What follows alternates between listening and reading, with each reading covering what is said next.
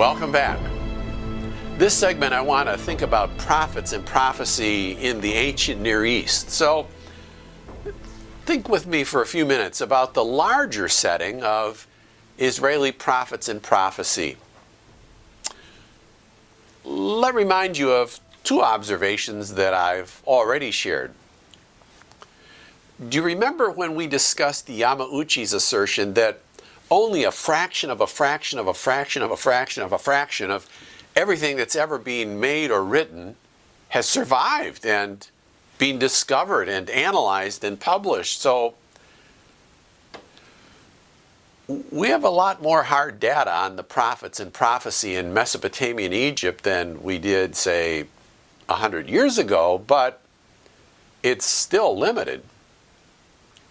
The second reminder is that Israel's not living in a hermetically sealed biosphere. No, they're immersed in their situation in the ancient Near East, right? I mean, socially, economically, culturally, they're in it.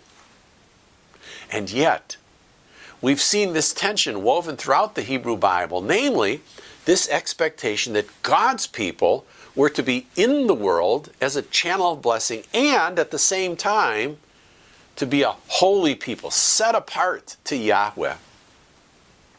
Well, I bring that up now to say that we shouldn't be surprised to find persons functioning as prophets in neighboring cultures. Indeed, we do find texts indicating a prophet's being consulted by the royal about imminent issues.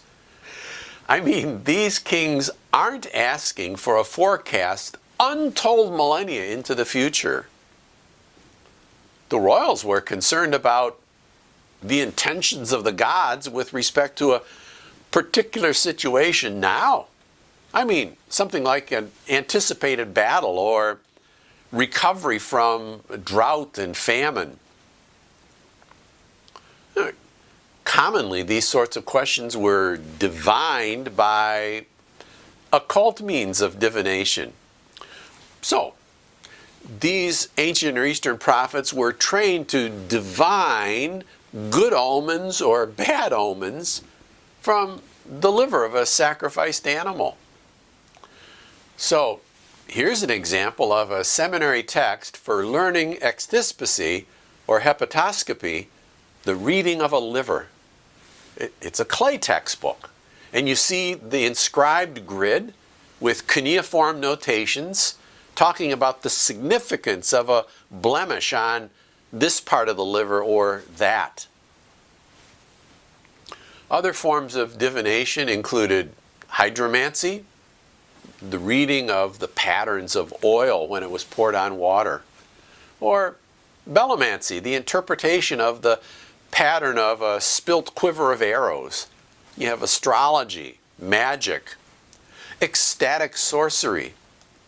Now, the Israelis were aware of these practices. So, for example, the setting here is the Babylonian king is on the march with his armies, and as he approaches the Levant, the question is, do I attack from the west or do I attack from the east? So look at the text. The king of Babylon is standing at a fork in the road. It says at the parting of the ways, at the head of two ways. He's near Damascus. And he uses divination.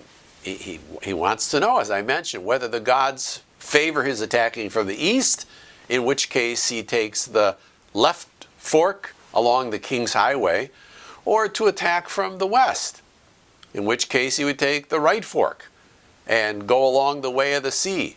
So what does the text say? He shakes the arrows, he consults the teraphim, he looks at the liver.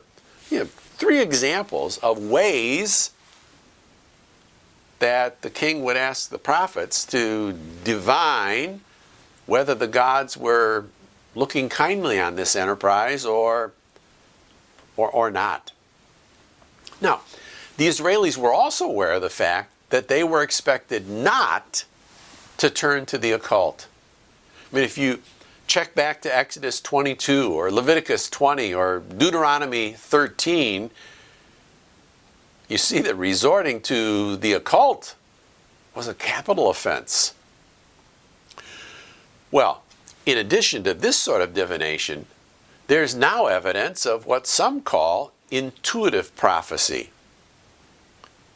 From an 18th century trove of, get this, over 25,000 clay tablets found at Mari. We have examples like Mari letter A2731, where one Nur Sin admonishes the king, Zimrilim, with a third generation prophecy.